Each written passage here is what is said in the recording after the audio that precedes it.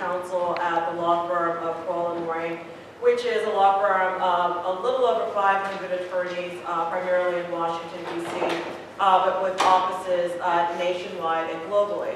I'm also currently the president of the Association of Law Firm Diversity Professionals. And many years ago, I was sitting in your position wondering why I wanted to go to law school, what I wanted to do as part of my legal career, never contemplating that I would end up where I am today. Just a little bit of background, I'm a 1993 graduate of the Yale Law School. I have been at my law firm for 19 years.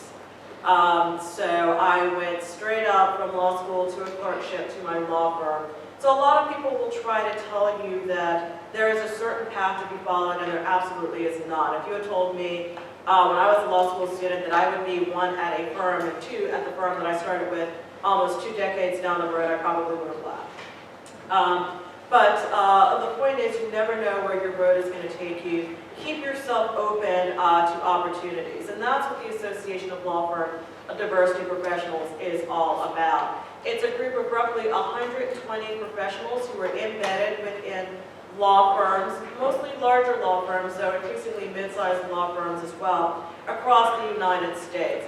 And their job, our responsibility, is ensuring that you have opportunities within these law firms.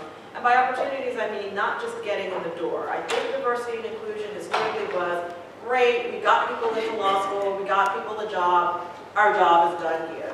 And what we look at is we look at attrition numbers, and we realize it's not about getting people into a particular law school, into a particular firm, into a particular job. It's about their experience once they get there. That has historically been the shortcoming of diversity and inclusion, and that's what the Association of Law Firm Diversity Professionals is all about. Making sure that you thrive once you get into, in our particular case, a law firm environment, but we partner with a number of organizations, including LCLD, and you'll hear from Maureen Lorenzo shortly, so that even if you're not at a law firm, we still have a very vested interest in your experiences. What do I mean by your experiences? Well, one, are you substantively learning the subject matter? And to do that, it's a matter of helping you navigate the assignment process. So once you get to a government agency, a nonprofit, a law firm, how do you make sure that you're getting the types of assignments that are advancing you as a professional? You may be quite happy doing what you're doing, but then you find out 3 years down the road that you haven't learned the fundamental building blocks to go to the next step. That's where we find a lot of diverse law students and professionals, particularly first-generation lawyers, because I'm a first-generation lawyer. I did not come from a family of lawyers. I could not go home and ask somebody, what should my next step be? Well, I could ask them, I just wouldn't get an answer. I'd get kind of a blank stare. That's a very good question, why don't you ask somebody else? And then it becomes a self-fulfilling prophecy.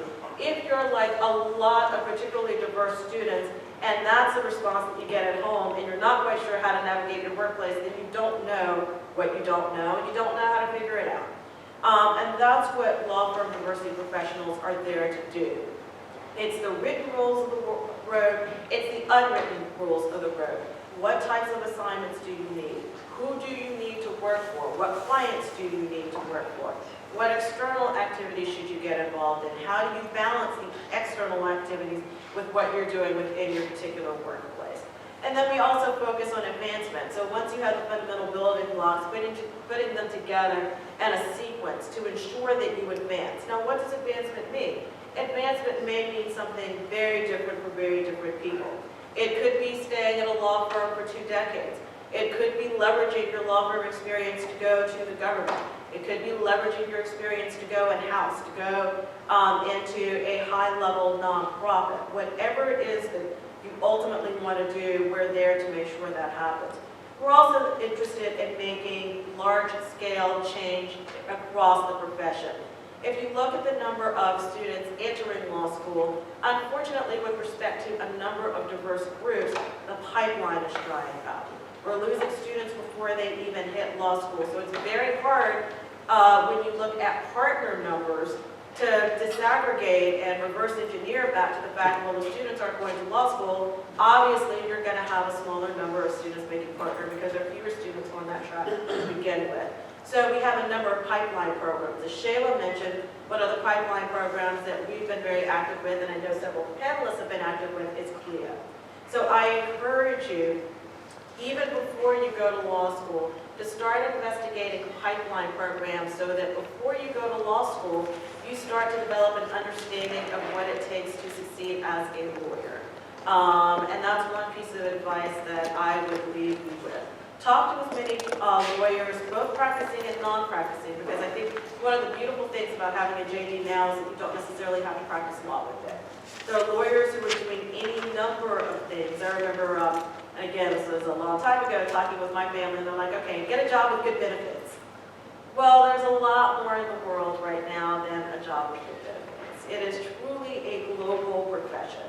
So I encourage you to think big, think broadly, and take advantage of all of the resources that you'll have at your disposal along that way. Happy to